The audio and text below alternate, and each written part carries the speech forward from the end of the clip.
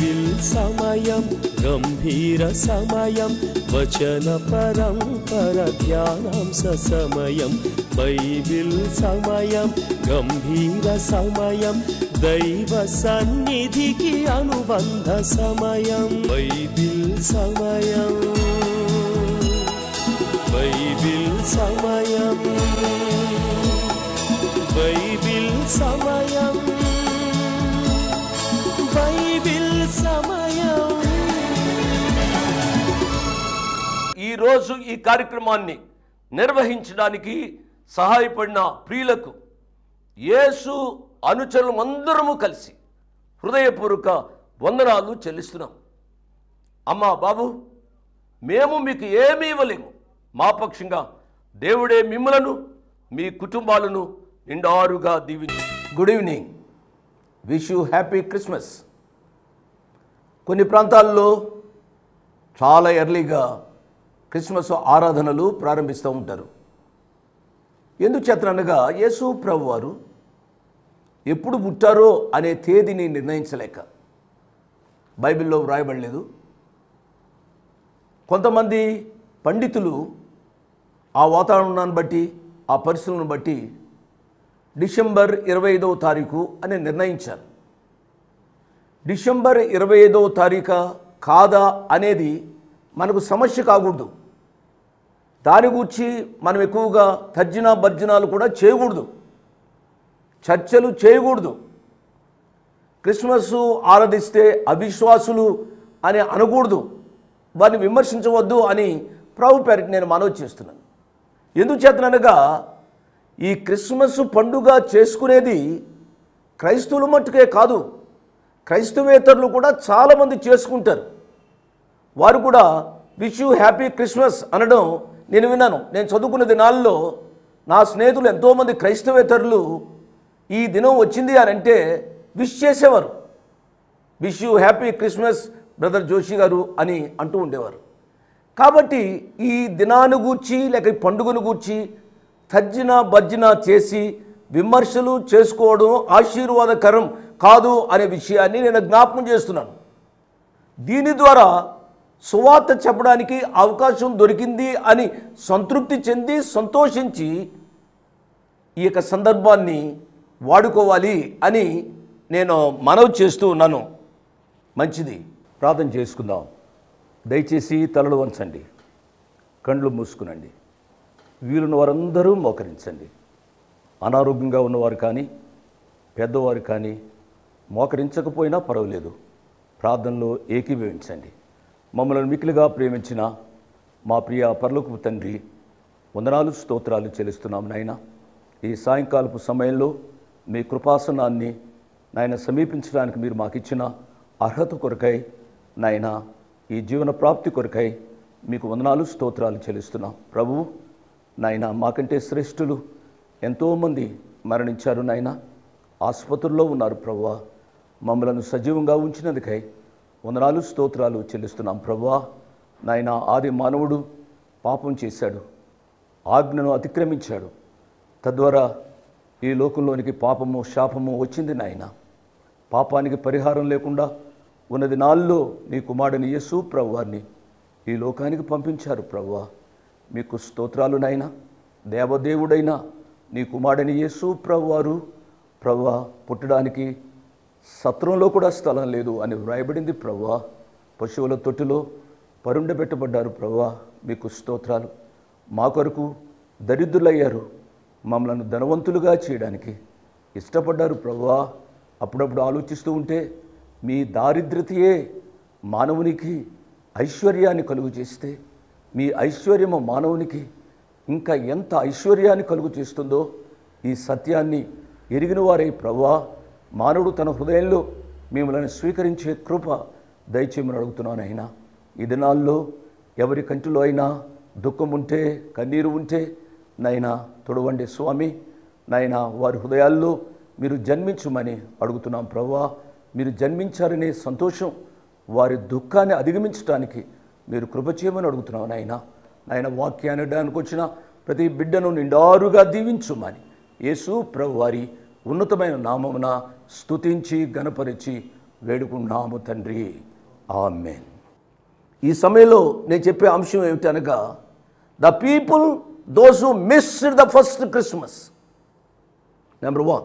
Number 2, the people those who enjoyed the first Christmas. ఆ మొట్టమొదటి క్రిస్మస్ను అనుభవించిన వారు, ఆ మొట్టమొదటి క్రిస్మస్ను పోగొట్టుకున్నవారు. రాసుకోండి. The people those who missed the first Christmas, మొట్టమొదటి క్రిస్మస్ను అనగా యేసు ప్రభువు వారు పుట్టిన ఆ యొక్క పర్వ దినాలను పోగొట్టుకున్న వారు ఉన్నారు కొంతమంది. వారెవరో నేను చెప్తున్నాను, రాసుకుంటారా? క్రిస్మస్ అనుభవాన్ని అనుభవించలేని వారు. నెంబర్ 1 ప్రధాన యాజకులు. నెంబర్ 2 శాస్త్రులు. నెంబర్ 3 హేరోదు రాజు. నెంబర్ 4 కైసరు ఔగుస్తు రాజు. నెంబర్ 5 ఆ సత్రంలో అనగా యేసు ప్రభువారు సత్రంలో పుట్టారు కదూ, ఆ సత్రంలో ఉన్న ప్రజలు యేసు ప్రభువారు పుట్టడం తెలుసుండు కూడా ఆ సంతోషాన్ని అనుభవించలేకపోయారు. అనగా ఎవరో మామూలోడు పుట్టాడులే అనుకున్నట్టుగా ఉన్నారు సత్రంలోని ప్రజలు. 6 సత్రపు యజమాని ఆ పశువుల తొట్టులో ఆ శిశువును పరుండబెట్టడానికి, ఆ సత్రంలో మరియమ్మ గారు ప్రసవించడానికి అనుమతించిన సత్రపు యజమాని, he missed the Christmas, he missed the birth of Jesus. Yesu ప్రభు వారి యొక్క పుట్టుకను మర్చిపోయాడు. ప్రియులారా, ఈ మాటలు చెబుతుంటే నా హృదయంత రంగంలో ఎంతో వేదన ఉంది కదూ. యేసు ప్రభు వారు లోకరక్షకుడు. దేదీప్యమానంగా ఆయన జన్మించిన రోజు, దేదీప్యమానంగా ఆయన పుట్టిన అనుభవం ఆ చుట్టుప్రక్కల ఉన్నవారే వారు పొందలేకపోయారు. మీరు ఆలోచించాలి. నేను రెండవ మాట నేను చెప్తాను.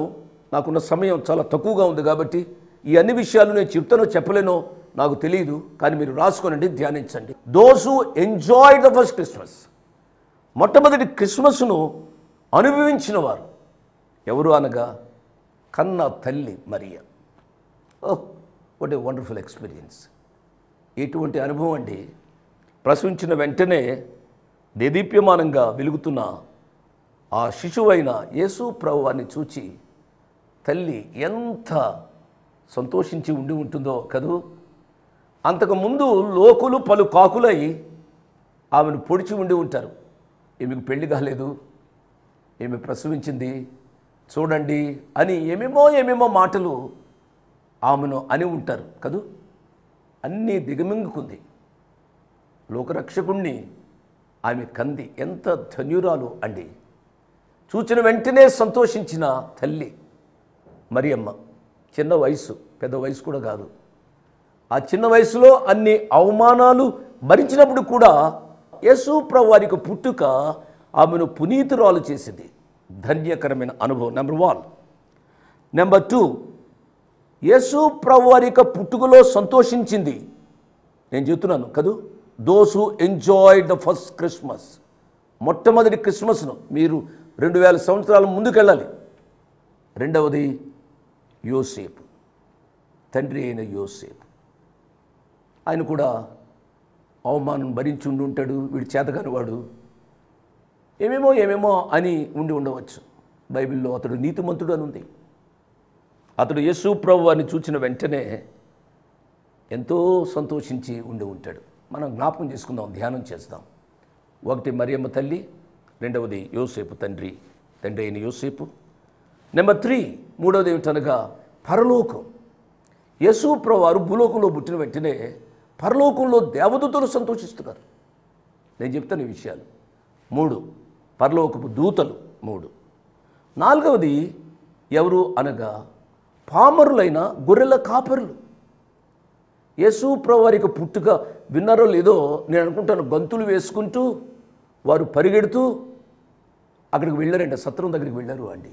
ప్రియులరా, ఆ ప్రభు యొక్క వార్తను ప్రచురం చేస్తూ ఆ పామరులైన గొర్రెల కాపరులు ప్రభు వారి యొక్క పుట్టుకను సంతోషించినట్టుగా చూస్తాం.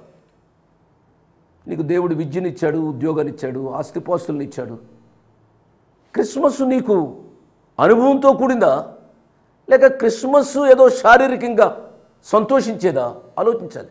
చాలామంది డబ్బున్న వాళ్ళు లేక ఉద్యోగస్తులు ఏమేమో వారి ఇల్లంతటిని డెకరేట్ చేసి వారి గొప్పతనాన్ని చూపుకోవడానికి ప్రయత్నం చేస్తారేమో, కానీ పామరులైన గొర్రెల కాపరులు ఆ పుట్టుక దినాన్ని ప్రభు వారిని మహిమపరిచినట్లుగా దేవుని యొక్క వాక్యంలో చూస్తాం. 4వది నేను చెప్పాను, మరియమ్మ గారు, యోసేపు గారు, దేవదూతలు, జ్ఞానులు, పామరులైన గొర్రెల కాపరులు. జ్ఞానులు కదూ, వారు బంగారము సాంబ్రాణి బోళం తెచ్చి ప్రభు వారిని ఆరాధించారు, సాష్టాంగపడి నమస్కారం చేశారు. దేవుని నామానికి స్తోత్రం. But a tremendous experience. ఎందుచేతనగా ఆయన శిశువు, బాలుడు, ఇంకా ఏమీ ఎదగలే, లేక ఆయన ఎదిగి పెద్దవాడై ఏమేమో అద్భుత కార్యాలు చేయలేదు. ఆయన అద్భుత కార్యాలు చేస్తూ ఉంటే ఈ జ్ఞానులు ఆయన పాదాల యొద్ద సాష్టాంగపడి నమస్కారం చేశారు అని అంటే అర్థం ఉంది అండి. వీళ్ళు జ్ఞానులు, గొప్పవాళ్ళు, జ్ఞానం కలిగిన వాళ్ళు. అటువంటి వారు సాష్టాంగపడి నమస్కారం చేస్తున్నారు. ఎవరికి? గొప్పవానిక? వీళ్ళకంటే అధిక జ్ఞానం కలిగిన వానిక? ఎవరికి సాష్టాంగపడి నమస్కారం చేస్తున్నారు అనగా బాలుడైన యేసు ప్రభు వారికి. యేసు ప్రభు వారి యొక్క ఔన్నత్యాన్ని, గొప్పతనాన్ని ఎరిగిన వారు కాబట్టే పరిశుద్ధాత్మ దేవుడు వీరిని జ్ఞానులు అన్నాడు. జ్ఞానం అంటే మనకున్న డిగ్రీలు కాదు, మనకున్న ఆస్తిపాస్తులు కాదు. జ్ఞానం అంటే మనకు తెలిసిందేమో కాదు. జ్ఞానము అని అంటే యెహోవా యందు భయభక్తులు కలిగి ఉండేటియే జ్ఞానమునకు మూలం.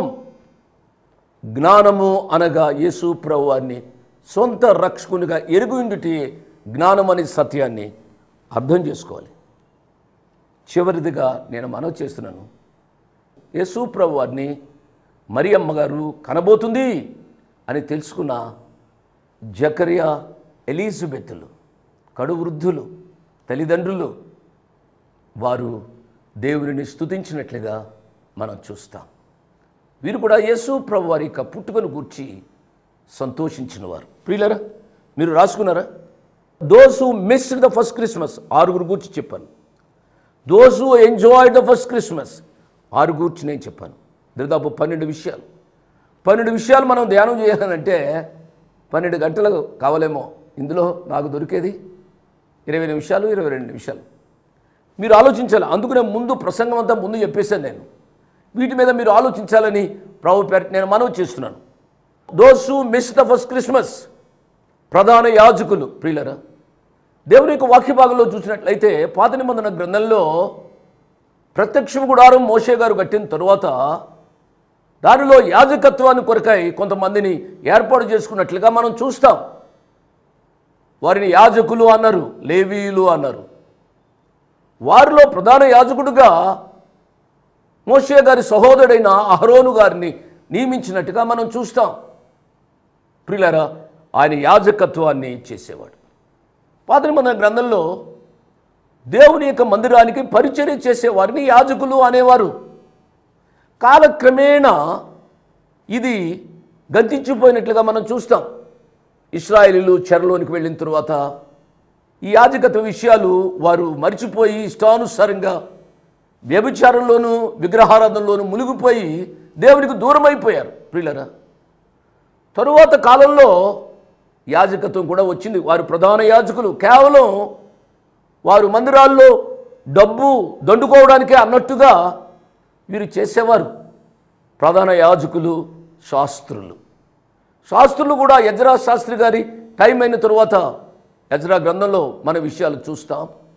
అయిన తరువాత కూడా ఈ శాస్త్రాలు సరిగ్గా చదవకుండా వచ్చారు. కానీ ఈ రాజుల కాలంలో మరలా ఈ యాజకత్వం, ఈ శాస్త్రులు అనేవారు వచ్చినట్టుగా మనం చూస్తాం. ప్రియులరా, ప్రధాన యాజకులు, శాస్త్రులు అన్నవారు చదివారు. మీరు చూసారా?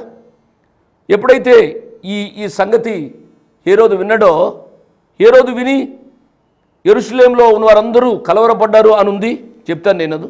కాబట్టి రాజు ప్రధాన యాజకులను ప్రజల్లో నుండి శాస్త్రులను అందరినీ సమకూర్చి క్రీస్తు ఎక్కడ పుట్టునని వారిని అడిగాను.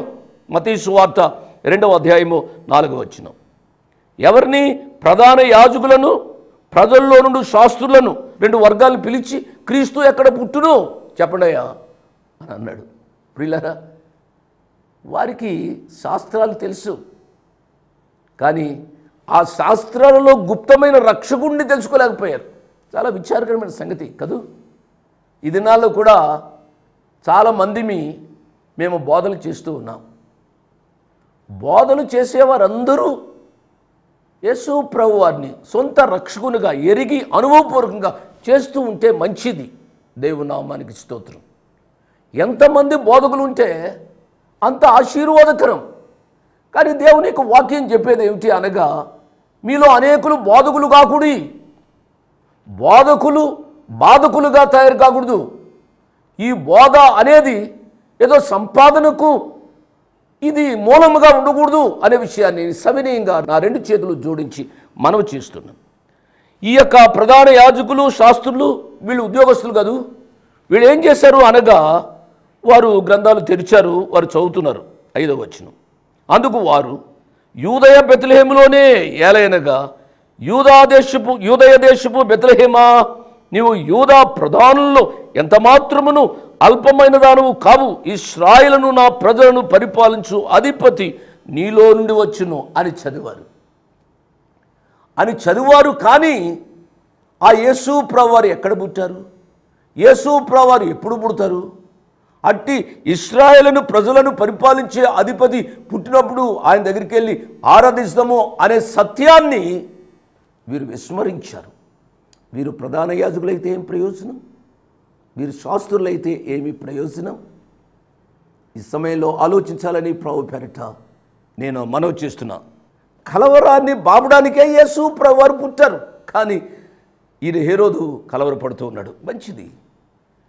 ఈయన యేసు ప్రభువారు పుట్టారు అని తెలిసినప్పుడు ఇతడు కలవరపడి యేసు ప్రభువారి యొక్క పుట్టుకను అర్థం చేసుకోకపోవడానికి, లేక యేసు ప్రభువారి యొక్క జన్మాన్ని మిస్ చేసుకోవడానికి, యేసు ప్రభువారి యొక్క జన్మదినము రోజున యేసు ప్రభువారిని చూడకుండా ఉండడానికి బలమైన కారణం ఏమిటి అనగా, హేరోదు గర్విష్టి. అతడు గర్వం కలిగినవాడు. నేను రాజును అనే అహంకారం. క్రిస్మస్ యొక్క అనుభూతి నీ యొక్క జీవితంలో లేకుండా పోతుంది. కారణం ఏమిటనగా, నీ జీవితంలో ఉన్న గర్వం. దేనికి గర్వం? నాశనానికి ముందు గర్వము నడుస్తుంది అని బైబిల్ చెబుతుంది, దేవుని వాక్యం చెబుతుంది, అనుభవాలు చెబుతున్నాయి. ఎన్నడూ గర్వపడవద్దని ప్రభు పేరిట నేను మనవి చేస్తున్నా. ఈ వాక్యాన్ని ఎవరైనా దైవదాసులు వింటూ ఉంటే, నువ్వు ప్రసంగికుడు అని గర్వమా? నువ్వు ప్రసంగికురాలు అని గర్వమా? నువ్వు బాగా పాటలు పాడతావని గర్వమా? దేని బట్టి నీకు గర్వం? గర్వము 2 విషయాలుగా ఉంటుంది. ఒకటి శారీరక గర్వం, ధనాన్ని బట్టి గర్వం, అందచందాలను బట్టి గర్వం, ఆస్తిపాస్తులను బట్టి గర్వం, నీకున్న ఇండ్లను బట్టి నీకు గర్వం, నీకున్న ఉద్యోగాన్ని బట్టి నీకు గర్వం. అది శారీరక గర్వం. శారీరక గర్వం కలిగిన వారు చాలామంది ఉంటారు. శారీరక గర్వమే కాదు, నేను చెప్పేది ఏమిటనగా ద స్పిరిచువల్ ప్రైడ్, ఆధ్యాత్మిక గర్వం. నేను మంచి ప్రసంగికుడిని, నేను మంచి ప్రసంగికురాలను, నేను చెప్తే లక్షల మంది జనం వచ్చేస్తున్నారు, నేను చెప్తే వేల మంది జనం వచ్చేస్తున్నారు. నిన్ను బట్టి వస్తున్నారా? నీ అందచందాలను బట్టి వస్తున్నారా? దేని బట్టి వస్తున్నారయ్యా? నీ మీటింగ్లకు దేని బట్టి వస్తున్నారని గర్వపడతావు. నిన్ను బట్టి కాదు, నిన్ను చూడడానికి కాదు. నా మాట విను, నీకంటే చాలా పెద్దవాడిని. యేసు ప్రభువాన్ని బట్టి, ఆయన లోక రక్షకుడు. ఆయన ఇచ్చే రక్షణను పొందాలని, ఆయన ఇచ్చే స్వస్థతను పొందాలని, ఆయన ఇచ్చే శాంతిని సమాధానాన్ని పొందాలని గర్వపడవద్దు. తన్ను తాను తగ్గించుకునేవాడు హెచ్చింపబడును, తన్ను తాను హెచ్చించుకునేవాడు తగ్గించబడును. ఇది జీసస్ ప్రిన్సిపల్. యేసు ప్రభువారి యొక్క నాయకత్వం ఏమిటనగా సర్వెంట్హుడ్ లీడర్షిప్. ఆయన దాసుడుగా ఉండి నాయకత్వాన్ని చేశాడు. దయచేసి ఈ సత్యాన్ని గమనించాలి అని ప్రభు పేరిట నేను జ్ఞాపం చేస్తున్నా. హేరోదు కలవరపడ్డాడు. హేరోదు ఆయన క్రిస్మస్ అనుభవాన్ని ఆయన మిస్ చేసుకున్నాడు. కారణం ఆయన గర్విష్ఠుడు. నెంబర్ 1. నెంబర్ 2, ఆయన అసూయపరుడు కదూ. దేవుని యొక్క వాక్య భాగంలో మనం చూస్తామండి. మత్తయి సువార్త 2వ అధ్యాయం 3వ వచనం. హేరోదు రాజు ఈ సంగతి విన్నప్పుడు అతడును అతనితో కూడా యెరూషలేము వారందరూ కలవరపడిరి. అసూయ. ఎందుకు కలవరం? అనేక పర్యాయాలు కలవరం రావడానికి అసూయ. ఫలానా ఆయన బాగా ప్రసంగం చేస్తున్నాడు, అసూయ. ఫలానా ఆమె బాగా పాడుతుంది, అసూయ. ఆధ్యాత్మిక పరిస్థితుల్లో కూడా అసూయ. ప్రియులారా, ఈనాడు అనేకములైన నరహత్యలు జరగడానికి, అనేకములైన విమర్శలు జరగడానికి ఒక బలమైన కారణం ఏమిటి అనగా అసూయ. కనబడింది ప్రియులారా కదూ. అనేక పర్యాయాలు ఇతరులను విమర్శిస్తాం. నన్ను చూస్తున్నారు కదూ, ఇలా చూడండి. ఒక ఏలు పెట్టి ఒక వ్యక్తిని చూపిస్తూ ఉంటే పలానా వాడు అలాగా ఇలాగా అని విమర్శిస్తూ ఉంటే నీ వైపు 3 వ్రేళ్ళు చూపెడుతూ ఉన్నాయి. నీవు సత్యాన్ని గమనించాలని ప్రభు పేరిట నేను మనవి చేస్తున్నా. చాలామంది ఆ రీతిగా అనుకుంటారు. ఇతడు అసూయపరుడు. కయ్యను అసూయే కదూ. తన తమ్ముని యొక్క అర్పణ అంగీకరించబడింది. నేను పెద్దవాడిని, ఎంతో కష్టపడి పొలాన్ని దున్నాను, పండించాను, నా యొక్క ఫలాన్ని అనుభవించలేదు, అంగీకరించలేదు. వాడు చిన్నోడు, వాడు తెచ్చింది ఏదో గొర్రెలు తెస్తే అంగీకరించాడు అనేది అసూయే.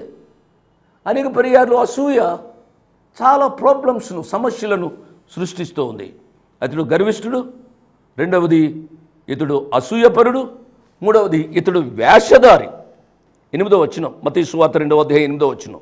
మీరు వెళ్ళి ఆ శిశువు విషయమై జాగ్రత్తగా విచారించి తెలుసుకునగానే నేనును వచ్చి ఆయనను పూజించినట్లు నాకు వర్తమానము తెండని చెప్పి వారిని బెత్లెహేమునకు పంపాను. చూసారా ఎంత వేషధారండి.